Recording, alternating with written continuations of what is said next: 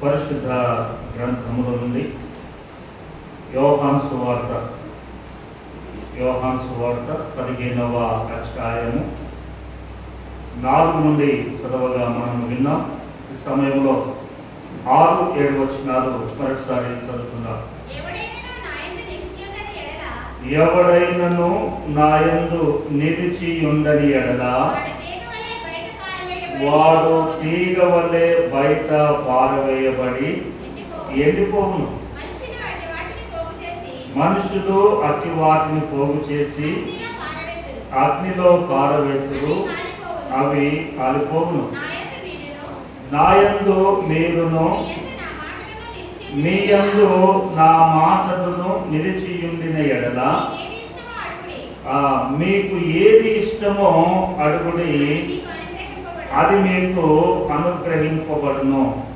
దేవుని వారారా, ఈ రాత్రి వేళ మన అంశం ఏంటంటే మీకేది ఇష్టమో అడుగుడి,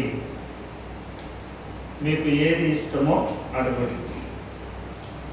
దేవుని వారారా, యోహాను సువార్త 15వ అధ్యాయం అనగానే ద్రాక్షవల్లిని కూర్చున్నటువంటి అధ్యాయముగా మనందరికీ సుపరిచితమైనటువంటి అధ్యాయమే. అయితే ఇందులో భక్తుడైనటువంటి యోహాను చాలా సంగతులను ఇందులో పొందుపరిచాడు. ప్రత్యేకంగా 7వ వచనమును జ్ఞాపకం చేస్తే, మీకు ఏది ఇష్టమో అడుగుడి, అది మీకు అనుగ్రహించబడును అన్నాడు. మీకేది ఇష్టమో అడుగుడి, అది మీకు అనుగ్రహించబడును అన్నాడు. ఎందుకో నేటి దేవుని పిల్లలు, క్రైస్తవ సమాజము ఈ వచనాన్ని, ఈ చివరి లైన్ వారు అక్షరాత్మకంగా లేకపోతే అక్కడ ఉన్నటువంటి విధానాన్ని మాత్రమే వారు గ్రహించారు. అక్కడ ఉన్నటువంటి దానిని మాత్రమే వారు క్యాప్చర్ చేశారు. మీకేది ఇష్టమో అడుగుడి అనగానే అడిగితే పోయేదేముంది, మనకు ఇవ్వబడుతుంది అని అన్నారు. అడిగితే పోయేదేముంది, మనకు దొరుకుతుంది కదా అని అనుకుంటున్నారు. దేవుని సంఘమా, దేవుని వాళ్ళరా, చూడండి, అడిగే ముందు పై మాటలను కూడా మనం జ్ఞాపకం చేసుకోవాలి. పై మాటలు కూడా ఏంటనంటే రాయబడింది, నాయందు మీరును మీయందు నా మాటలను నిలిచియుండిన ఎడల అని అన్నాడు. నాయందు మీరును మీయందు నా మాటలు. చాలా మందిని మనము మాట్లాడితే ప్రభు మాలో కూడా ఉన్నారు అని అంటాడు. ప్రభు మాలో కూడా ఉన్నాడు, మేము కూడా దేవుని పిల్లలమే, దేవునికి సంబంధించినటువంటి వారమే అని అంటారు. కానీ ప్రభు ఏమన్నాడు అని అంటే, నా యందు మీరు ఉండాలి, మీ యందు ఏమన్నారా, మీ యందు నా మాటలు. నా యందు మీరును మీ యందు నా మాటలు ఉండాలి. అందుకే ఈ ప్రజలకు ఆయన జ్ఞాపకం చేస్తూ ఒక మాట అంటాడు. నేను మీకు కొన్ని విషయాలు జ్ఞాపకం చేసే ప్రయత్నం చేస్తాను. చూడండి, ద్వితీయోపదేశకాండము 6వ అధ్యాయం. ద్వితీయోపదేశకాండము 6వ అధ్యాయము చూడండి, 4వ వచనం నుండి చూడండి. ఇశ్రాయేలు వినుము,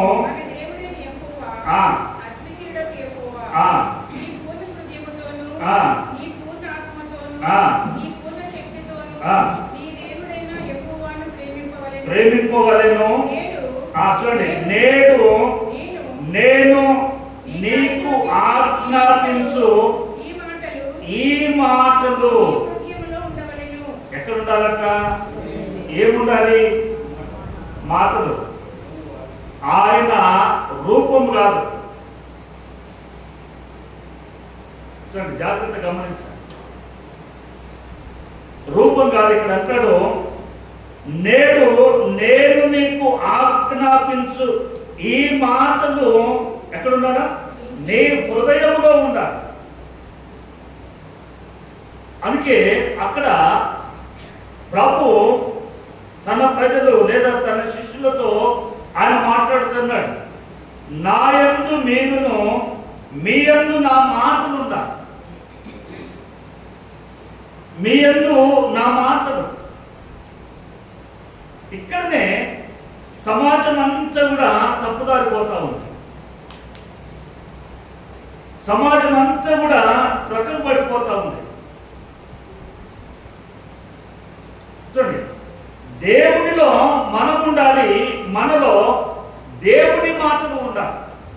అందుకే ఇక్కడ అన్నాడు, ఓ ఇశ్రాయేలు వినుము, నేడు నేను నీకు ఆజ్ఞాపించు ఈ మాటలన్నీ కూడా నీ హృదయంలో ఉండాలి. యోబు ఒక మాట అంటాడు. చూడండి, యోబు ఒక మాట అంటాడు. యోబు గ్రంథము 23వ అధ్యాయం 23వ అధ్యాయము 12వ వచనం చూడండి.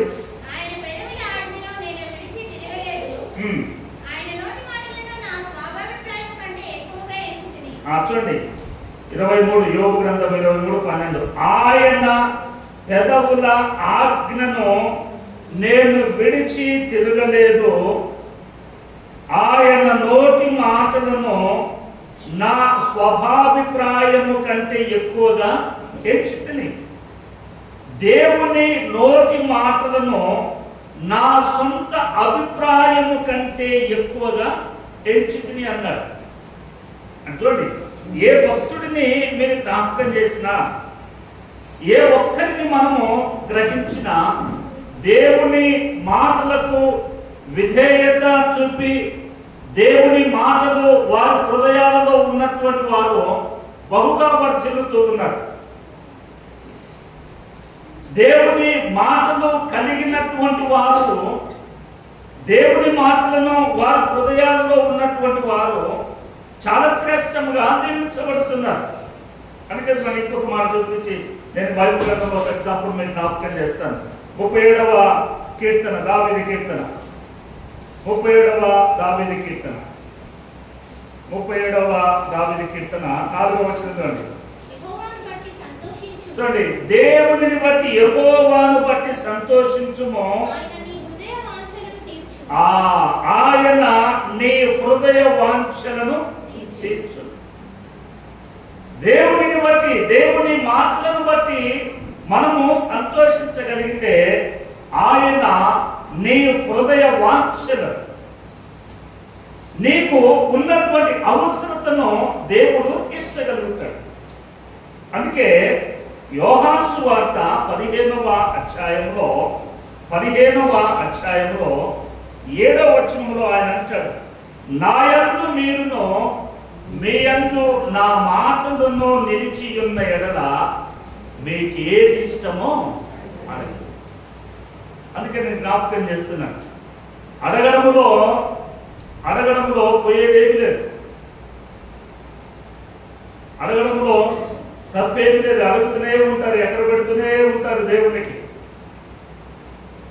ఒకవేళ నిజంగా తప్పుగా అనుకోదు, కానీ ఒకవేళ అడిగినవన్నీ కూడా అప్పుడే దిగి వస్తూ ఉంటే కళ్ళు కూడా తెలిసే రకాలు కాదేమో. వస్తా ఉన్నాయి అనుకోండి, ఆపుతారా? ఆయన అక్కడ నుండి మనకు ఇస్తున్నాడు అనుకోండి, అడిగినవన్నీ ఇస్తున్నాడు అనుకోండి, ఆపుతామా? ఆపము. ఆపు అంటే ఇంకేం పోతాయి అన్నట్టు ఉంటారు. ఈ మాటను మనకు జాగ్రత్త గమనించాలి. అందుకే ప్రసంగి ఒక మాట అంటాడు, సామెతల గ్రంథము 19వ అధ్యాయము 6వ వచనం చూడండి. సామెతలు 19:6. అనేకులు గొప్పవారి కటాక్షము వెదకుదురు, ఇస్తానంటే అందరూ, అర్థమైంది ఈ పదం? దాతకు అందరూ స్నేహితులే, దాతకు అందరూ స్నేహితులే. చూడండి, దానికి ఎవరేమి కష్టపడాల్సిన అవసరం లేదు. ఆయా సందర్భాల్లో మన నైబర్స్ ఉన్నారు, మన హిందూ సోదరులు లేకపోతే ఇస్లామిక్ సోదరులు వారు ఉన్నారు. అప్పుడప్పుడు వారు పెడతారు, మనోళ్ళు కూడా అక్కడక్కడ పెడతారు, మహా అన్నదానము అని పెడతారు. మహా అన్నదానం అని పెట్టినప్పుడు వారు వీళ్ళే రావాలనేది ఏముండదు, వీళ్ళే రావాలనేటువంటిది ఏముండదు. అందరూ పోవచ్చు, ఆకలైన ప్రతి వారు పోవచ్చు, పెట్టించుకొని తినవచ్చు. ఎందుకంటే అక్కడ ఏం దానం చేస్తున్నారు? అన్నదానం చేస్తున్నారు. అన్నాన్ని వారు పెడుతూ ఉన్నారు కనుక అక్కడికి అందరూ పోతున్నారు. అందుకే సామెతలు ఆయన అంటాడు, గొప్పవారి కటాక్షము కొరకు అందరూ వెతుకుతారు. ఎందుకంటే ఆయన ఏదైనా దానం చేస్తా ఉంటే ఆయన కట్ట మేము కూడా ఆయనకు చెందిన వారమే, మేము ఆయనకు చెందిన వారమే, మాది కూడా ఆయన ఊరే. మీ అందరి పని చెప్తాడు ఇక్కడ, మీ పిల్లల పని అందరి పని చెప్తాడు, ఒక్కరు కూడా మాట్లాడతాడు. చూడండి, జ్ఞాపకం చేస్తాడు. దాతకు అందరూ స్నేహితులే, ఆయనది మా ఊరే. చూడండి, మనది ఆయన ఊరు కాదు, ఆయనది మా ఊరే, మా ఇంటి పక్కనే, మా ఇంటి ముందే, లేకపోతే మా బజార్ పక్క బజార్ ఆయన. ఎన్ని చెప్పుకుంటామో, ఎందుకంటే ఇస్తాడు కాబట్టి. అసలు ఆయనకు నువ్వు తెలుసా? తెలియదు, అది నువ్వు చెప్పుకుంటావు. ఎందుకంటే ఇక్కడ అన్నాడు, దాతకు అందరూ స్నేహితులే.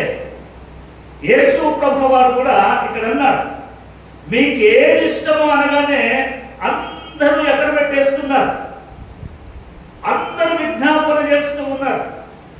అందరూ లేవగానే అవసరత కలగానే ఆయన చెప్పేస్తున్నారు, దేవా మాకు ఇది అవసరం ఉన్నది, అయ్యా మాకు ఇది కావాలా, మాకు ఇది కావాలా, మాకు ఇది కావాలా, మా బిడ్డకి ఇది కావాలా, మా కొడుకు ఇది కావాలా, మా ఆయనకి ఇది కావాలా, మా భార్యకి ఇది కావాలా, ఇదిగోను మా చుట్టాలు అక్కడ ఉన్నారు వాళ్ళకి ఇది కావాలి. అంతే కదా? అమ్మా ఉన్నారా? ఉన్నారు, వింటున్నారా? చూడండి, కొందరు భావాలు ముఖ కవలికలు చూస్తే ఎక్కడున్నారని అర్థమైపోతున్నా. చూడండి, ఎందుకంటే ఆయన ఇస్తాను, మీకు ఏది ఇష్టమో అడగండి అనగానే అందరినీ తీసుకొస్తాం. కానీ క్రింద ఒక చిన్నగా ఒక లైన్ అప్లై చేయబడింది. ఏంటి అని అంటే దీనికి కొన్ని కండిషన్స్ అప్లై అనేది. కండిషన్స్ సప్లై కాదు, అప్లై. కండిషన్స్ కొన్ని ఉన్నాయి. మీకు ఎప్పుడైనా లోన్ ఇస్తామని న్యూస్ పంపాడు అనుకోండి, మెసేజ్ పంపాడు అనుకోండి, కింద పెడతాడు కండిషన్స్ అప్లై అంటాడు. ఎందుకంటే మనకి తెలుసు నీకు లోన్ ఇస్తానగానే నువ్వు ఊరికి పోయి తెచ్చుకుంటావని తెలుసు. కానీ వాడి కింద కండిషన్స్ అప్లై అని, నీకు ఇచ్చేదాన్ని బట్టి నీ దగ్గర ఏ ప్రాపర్టీ ఉంది, నీకు ఎవరు ఇంకొకరు సపోర్ట్ ఎవరు సైన్ చేస్తారు, ఇవన్నీ అడుగుతాడు అక్కడికి పోయిన తర్వాత. అట్లనే ప్రభు మాట కూడా చూడండి, ప్రభు అట్లాంటి కండిషన్స్ ఏం పెట్టలేదు. కానీ ఆయన ఒక మాట అన్నాడు, మీకు ఏది ఇష్టమో అడుగుడి, అది మీకు ప్రసాదించబడుతుంది, దొరుకుతూ ఉంది అని అంటూ దానికంటే ముందుగా ఏమన్నాడంటే, మీరు నా యందును నా మాటలు మీ యందు, వారు మాత్రమే అడిగితే అది దొరుకుతుంది. చూడు, దేవుని యొక్క మాటలు ఎంత మార్మికమైనటువంటియో, ఎంత నిగూఢమైనటువంటి రహస్యం సత్యము దాగి ఉందో. అది చిన్న పదమే, అది చిన్న పదమే. ఏంటి ఆ పదము? నా యందు మీరును, మీ యందు నా మాటలు. ఎవరిలో లేవు, ఎవరిలో లేవు ఆయన మాటలు. ప్రతి వారిలో ఉన్నవి. ప్రార్థన చేస్తామంటే ఏదో ఒక వచనాన్ని పలుకుతాం మనం. నేను కూడా పలుకుతాను, మీరు పలుకుతారు. పలికినంత మాత్రాన ఆయన మాటలు ఉన్నవి అని అనుకోవడం పొరపాటు. చూడండి, పలికినంత మాత్రాన దేవుని మాటలు వల్లించినంత మాత్రాన ఆయన మాటలు ఆయన ఆజ్ఞలు మనలో ఉన్నవి అని అనుకోవడము పొరపాటు. ఎందుకనంటే ఆయన మాటలు కలిగినటువంటి ఏ మనుష్యుడైనా ఆయన ఆజ్ఞలను దాటి ప్రవర్తించడు. ఆయన మాటలు కలిగిన ఏ మనుష్యుడైనా ఆయన ఆజ్ఞలను దాటి ప్రవర్తించడు. అందుకే ప్రభు అనేక రీతులుగా ఈ మాటలన్నీ జ్ఞాపకం చేశాడు. ఆయన మాటలు లేకుండా, ఆయన ఆజ్ఞల ప్రకారం నడవకుండా నీవు ఎంతగా మొరపెట్టినా, నీవు ఎంత అడిగినా నిరుపయోగము. అలాగని అడగకుండా ఉంటాము అనంటే అది కాదు. మన జీవితంలో, మన మనస్సులలో దేవుని మాటలకు ముందుగా విలువనివ్వడం నేర్చుకోవాలి. దేవుని మాటలకు విలువనివ్వడం నేర్చుకోవాలి. విలువనివ్వడం అని అంటే దేవుని అట్లా మాడబెట్టుకొని దేవుని మాట నాకు ఇది కాదు. దేవుని మందిరానికి వచ్చినప్పుడు చేతులలో ఏముండాలా?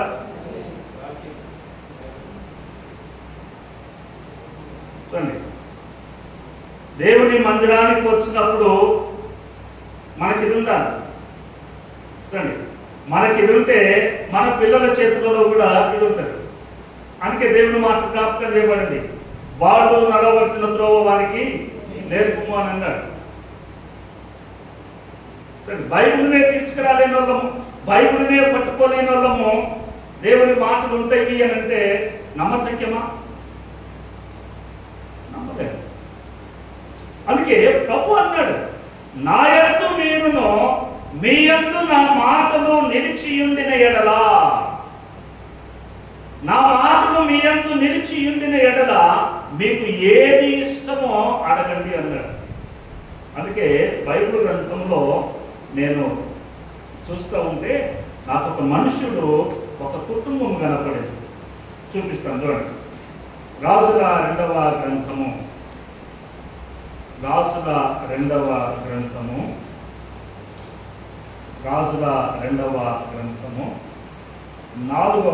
అధ్యాయం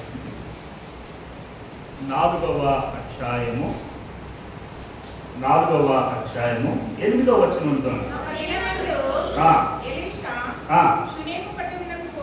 ఒక దినమందు ఎలీషా షూనేము పట్టణమునకు పోగా గనురాలైన ఒక స్త్రీ భోజనముకు రమ్మని అతని బలవంతము చేసిన గనుక ఆ మార్గమున వచ్చినప్పుడల్లా ఆ ఇంట భోజనము చేయించు వచ్చెను. కాగా ఆ స్త్రీ తన పెనిమిటిని చూచి మన యొద్దకు వచ్చుచూ పోచున్నవాడు భక్తిగల దైవజనుడని నేను ఎరుగుతున్నాను. కావున మనము అతనికి గోడ మీద ఒక చిన్న గది కట్టించి అందులో అతని కొరకు మంచము, బల్ల, పీట, దీపస్తంభము ఉంచుదుము. అతడు మన యొద్దకు వచ్చినప్పుడల్లా అందులో బస చేయించు వచ్చునని అతనితో చెప్పెను. తరువాత అతడు అక్కడికి ఒకానొక దినము వచ్చి ఆ గదిలో చచ్చి అక్కడ పనుండెను. చూడండి, ఈ సంఘటన కూడా మనకు తెలుసు. షూనేము ఆ ప్రాంతంలో, పట్టణంలో ఒక గనురాలైనటువంటి స్త్రీ అని అన్నాడు. ఒక గనురాలైనటువంటి స్త్రీ. చూడండి, ఆ ప్రాంతానికి ఎలీషా ప్రవక్త తరచుగా వచ్చుచూ పోచూ ఉండగా ఆ స్త్రీ చూసి ఆ దైవజనుడిని భోజనానికి పిలిచింది. అనేక పర్యాయాలు పిలిచింది. ఆయన ఆ ప్రాంతం గుండా వచ్చుచూ పోచున్నప్పుడల్లా ఆ ఇంటికి వెళ్ళి భోజనం చేయించున్నారు. ఇటువంటి కుటుంబమే నూతన నిబంధన గ్రంథంలో కూడా ఒక కుటుంబం ఉంది. ఎవరు? మార్తా మరియ బేతనియా పట్టణంలో, బేతనియా గ్రామంలో లాజరు కుటుంబం, వారు అక్క చెల్లెలు. ప్రభుల వారిని కూడా ఎప్పుడు ఆ ఇంటికి ఆహ్వానించేవారు. ఇక్కడ కూడా ఈ స్త్రీ ఆహ్వానించడం, ఆయనకు భోజనం పెట్టడం ఇలాగ చేస్తూ ఉండగా ఎలీషా ప్రవక్త కూడా ఆయా సందర్భాల్లో ఆ వైపునకు వచ్చినప్పుడల్లా ఇంటికి వెళ్ళి భోజనం చేసి అలా ఉంటుండగా ఆ స్త్రీ తన భర్త దగ్గరికి వెళ్ళి దైవజనుడి గురించి జ్ఞాపకం చేసింది. అయ్యా, మన ఇంటికి వచ్చుచూపోతున్నటువంటి దైవజనుడు భక్తి గలవాడని నేను చూస్తూ ఉన్నాను, నేను గ్రహించాను. కాబట్టి మనకున్నటువంటి దానిలో ఒక చిన్న గది కట్టించి ఆయన పడుకోవడానికి ఒక మంచము, ఒక బల్ల ఒకటి, ఒక పీట, ఒక దీపస్తంభం ఉంచుదాము అని వచ్చినప్పుడు అందులో బస చేసి విశ్రాంతి తీసుకుంటారు అని చెప్పగానే ఆయన ఆ మనుషుడు ఆ మాట చొప్పునే చేశాడు. చూడండి, ఈ స్త్రీ తన భర్త దైవజనుడికి అలా కూడా చేశారు. దైవజనుడు కూడా ఎలీషా ఆ గృహానికి వచ్చి ఆ రూమ్లో ఉండి, ఆ గదిలో ఉండి విశ్రాంతి తీసుకోవడం ఇలాగ కొన్ని దినాలు గడిచాయి.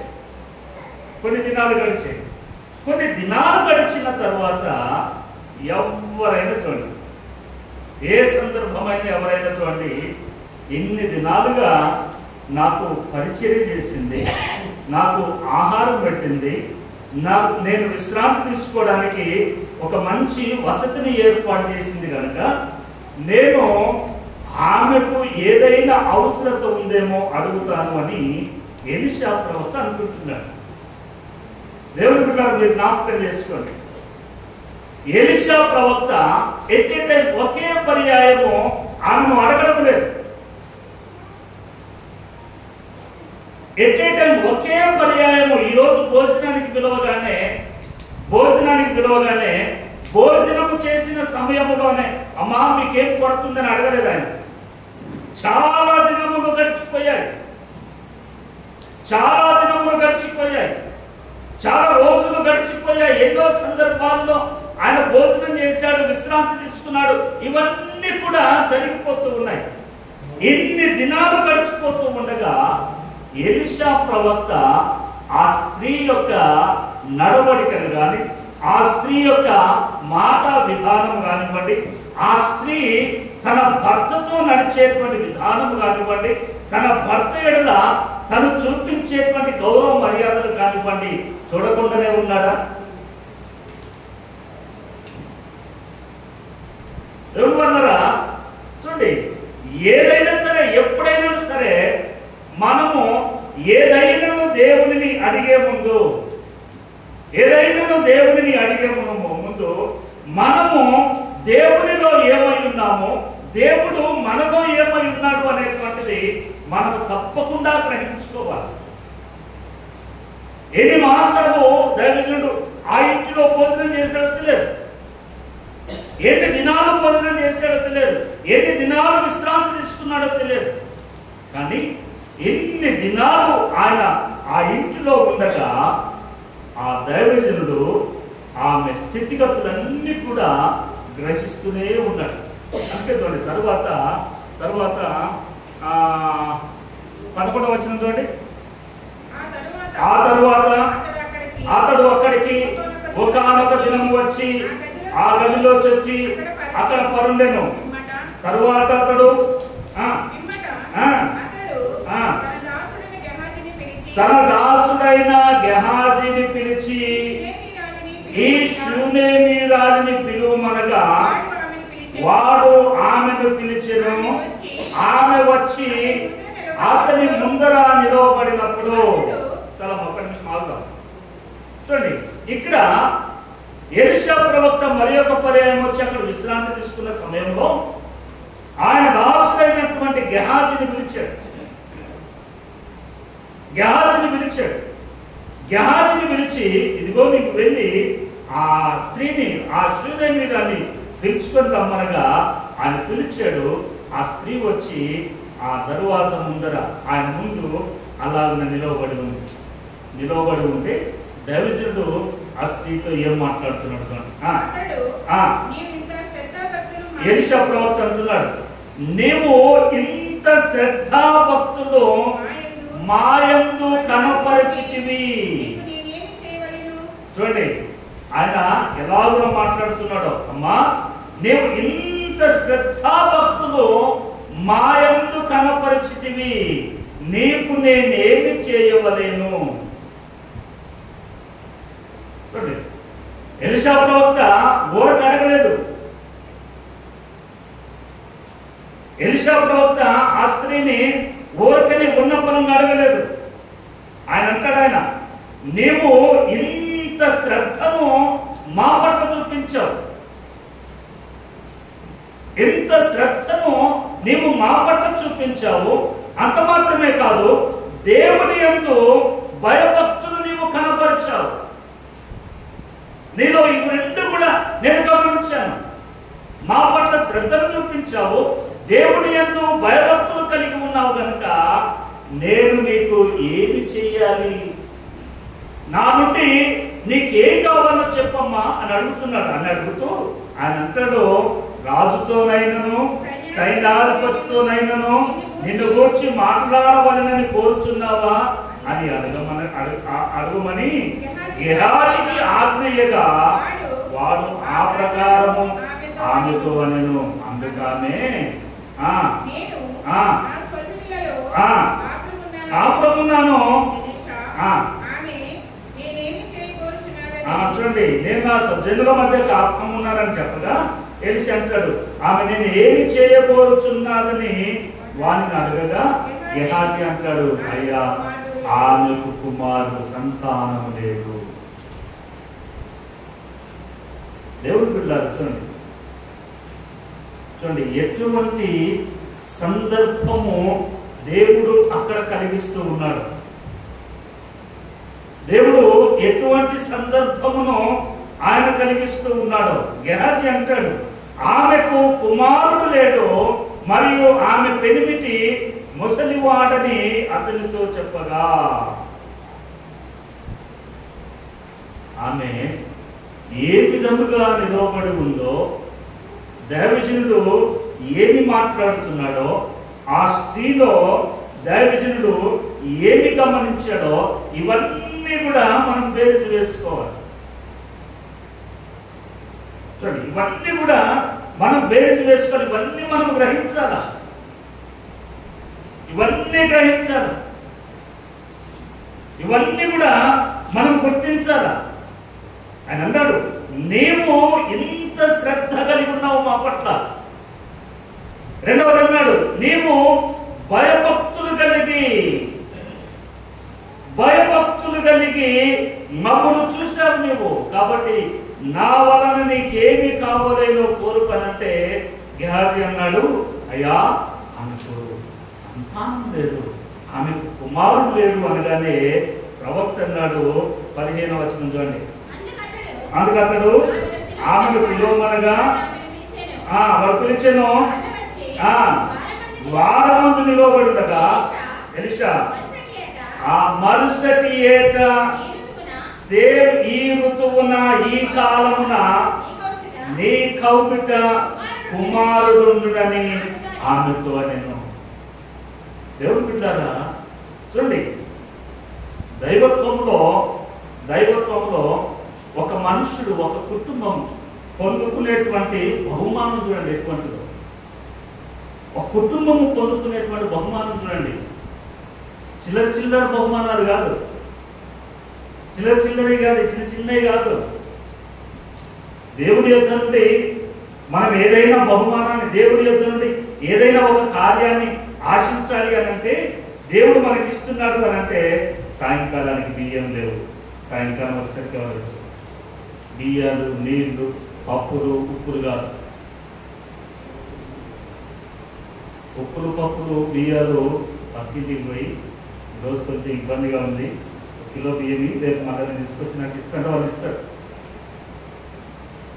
ఇస్తారు. అదే పక్కింటికి పోయి ఈ మాకు కొట్టు లేడు, మాకు బిడ్డ లేడు, మీ బిడ్డ నాకు ఎంత ఇస్తారా? అదేంటది చూడండి. దేవుని కార్యములు దేవుని యొద్ద నుండి పొందుకోవలసినటువంటివి, దేవుని యొద్ద నుండి ఆశించవలసినటువంటివి ఎలాంటియో, ఎటువంటియో. అందుకే బాప్టిస్ట్ పితామహుడు డాక్టర్ విలియం కే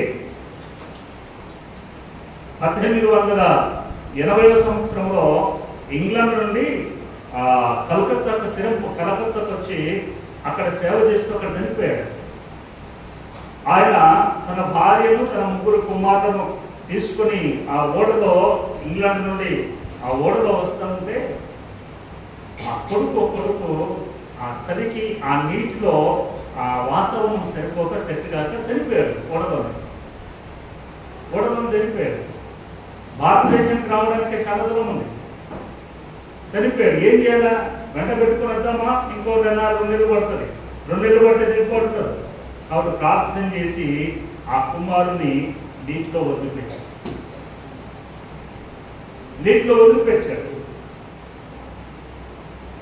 కలకత్తాకు వచ్చి పరిచయం చేస్తూ ఉంటే భార్య చనిపోయింది. ఇంగ్లాండ్ తీసుకుని వెళ్ళడానికి చేతగా వీలు పడదు. సేమ్ ఎలా ఎంత దూరం అయితే ప్రయాణం చేసి వచ్చాడో అంతే దూరం ప్రయాణం మళ్ళా. కాబట్టి అంత దూరం తీసుకుని వెళ్ళాడు. ప్రార్థన చేసి ఆ కలకత్తాలోనే ఆయన సమాధి చేశాడు. ప్రార్థన చేసి బంధువులు లేరు, నా వాళ్ళు లేరు, నీ వాళ్ళు లేరు, ఎవరు లేరు. ఆయన ఒక స్లోగన్ రాశాడు. ఏం రాశాడు అనంటే, expect from the great things from the lord. దేవుని యొద్ద నుండి గొప్ప సంగతులను ఆశించు, at the same time attempt great things for the lord అన్నారు. అలాగనే దేవుని కొరకు గొప్ప కార్యములను తలపెట్టు అన్నాడు. దేవుని కొరకు గొప్ప కార్యములను నీవు తలపెట్టు. అలాగనే దేవుని యొద్ద నుండి గొప్ప కార్యములను నీవు ఆశించు. ఒక భక్తుడు, ఒక బాప్టిస్ట్ పితామహుడు, ఎక్కడి నుండో వచ్చినటువంటి వాడు దేవుని నామాన్ని చేతపట్టుకొని ఆ కొడుకు చనిపోతే సముద్రంలో విడిచిపెట్టాడు, భార్య చనిపోతే అక్కడ విడిచిపెట్టాడు. చూడండి, ఏది మీరు పడక ఎలా ఉన్నా భారతదేశం ఎలా అనుకొని ఆయన కలకత్తాలో సిరంపూర్లో ఒక కాలేజ్ ఓపెన్ చేశారు. కాలేజ్ దానిని క్రిస్టియన్ బైబిల్ కాలేజ్. ఇప్పుడు మాలాంటి వాళ్ళు చదివేది అంతా కూడా ఆ కాలేజీకి సంబంధించినటువంటి వాటిలో దానిని సెనెట్ ఆఫ్ సిరంపూర్ అంటారు. ఏ పాస్టర్ దగ్గర అయితే సెనెట్ ఆఫ్ సిరంపూర్ అనేటువంటి సర్టిఫికెట్ ఉంటుందో వాళ్ళు మాత్రమే ఖచ్చితమైన బైబిల్ ట్రైనింగ్ చేసినటువంటి వాడు. మిగతాయి చాలా ఊళ్ళో 10 ఉంటాయి కాలేజీ. ఇంటికోటి వాడకోటి వీడు ఇవన్నీ పెడతారు. దేవుడు వాళ్ళరా జ్ఞాపకం చేసుకోవాలి. ఎలీషా ప్రవక్త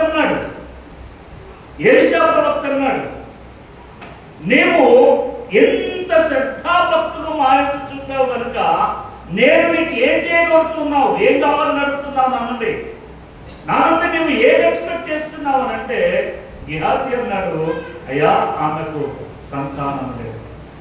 ఎటువంటి సంగతులతో దేవుని యొద్ద నుండి ఏదైనా మనము ఆశిస్తే గొప్ప సంగతులు. దేవుడు లేనివాడు కాదు.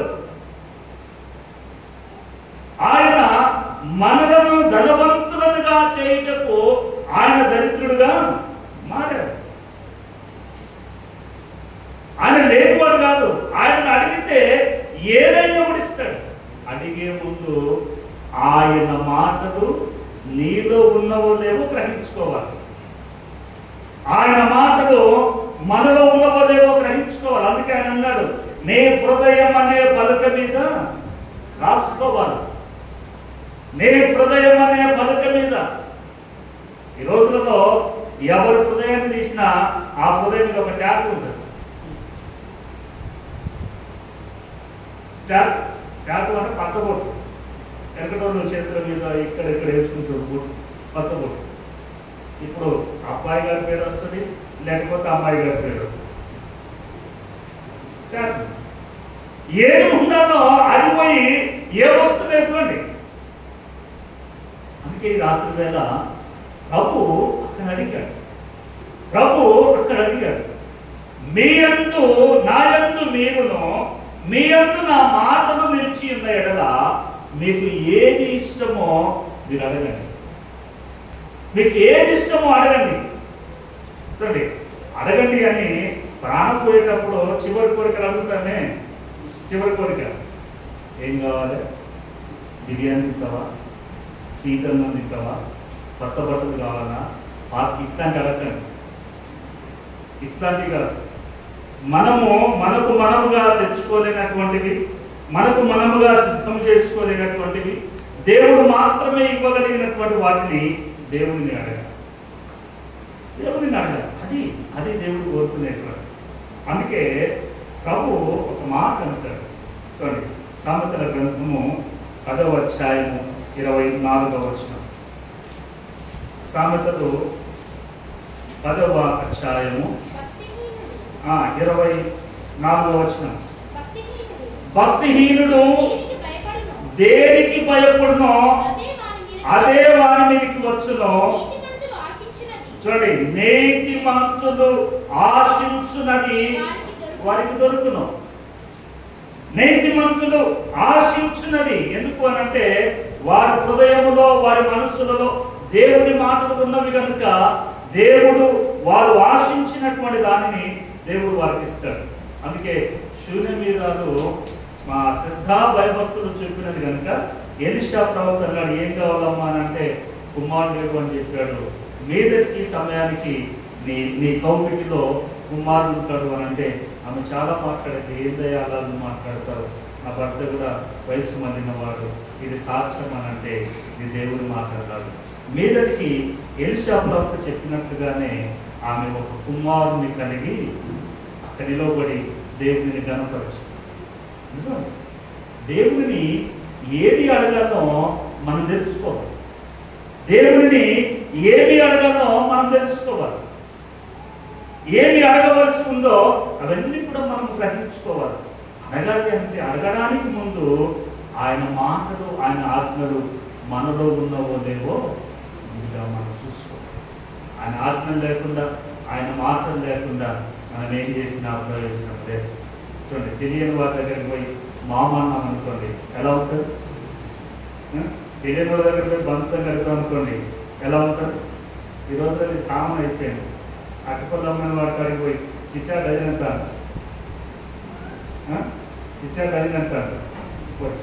ఆయన నీకెట్లా చిచ్చా, నువ్వెట్లా చిచ్చావు, అదేంటి కలిపేసుకుంటున్నారు. అలాంటిది కాదు దేవుడితో బంధం. దేవుడితో అలాంటిది కాదు బంధం. దేవుడితో బంధం ఉండాలంటే నీ హృదయంలో ఆయన మాటలు నీ హృదయంలో ఉండాలా, నీవు ఆయనలో ఉండాలి. అప్పుడే దేవునికి విశ్వాసం, దేవునికి తన బిడ్డగా, దేవునికి తన కుమారుడికి ఉండేటువంటి బంధం ఉంటుంది. అప్పుడు నీకు ఇష్టమైనది అడిగితే తండ్రి తన కుమారుడికి ఎలాగున కాదనకుండా ఇస్తాడో నీవు అడిగితే దేవుడు నీకు ఇస్తాడు. దేవుడి మాటలు ఈ రాత్రికాల సమయాన్ని దీవించిన కాక కనువంచండి, ప్రార్థన చేసుకుందాం.